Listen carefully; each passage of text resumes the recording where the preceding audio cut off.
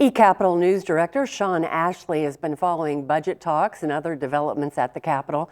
Sean, several lawmakers have proposed eliminating the trigger for another income tax cut. Where does that stand? Several bills have been filed that include a proposal to do that. A number of them have a simple number in them that say that state revenue would have to grow a certain amount before the trigger would kick in. Another even says that we would have to have general revenue of $7.5 billion before the trigger would take effect. But you are correct that there are a number of proposals which are very specific and would get rid of the trigger altogether.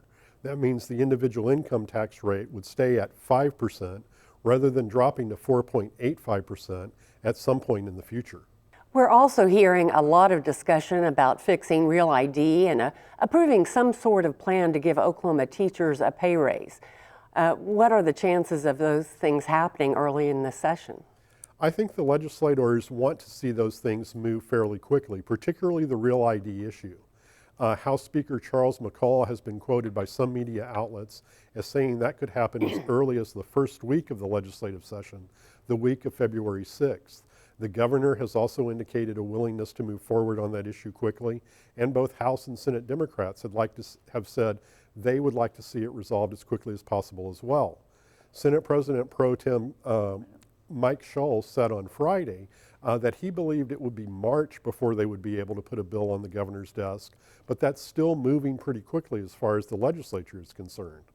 On the teacher pay raise issue, it seems likely that they will move forward with some sort of proposal to provide a pay raise. The question will be funding for that, and there are a lot of questions yet to be resolved on how they would pay for a pay raise.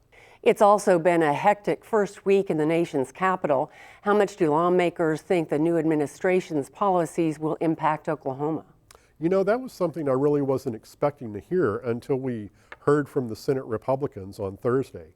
A number of them mentioned the fact that the policies in Washington will probably have a direct impact on what they need to do and are able to do in the coming legislative session.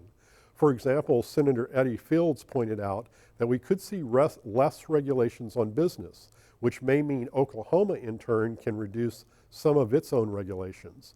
Senator A.J. Griffin, who works closely on health and human services issues, pointed out that we could see some changes in Medicaid funding, for example. I believe what they would like to see there is a block grant program that frees the states up to do things like insure Oklahoma and perhaps expand that program.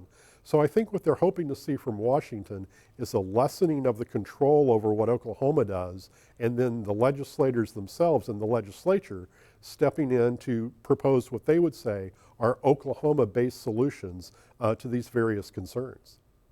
Sean Ashley with eCapitol, thank you for your insight. You're very welcome.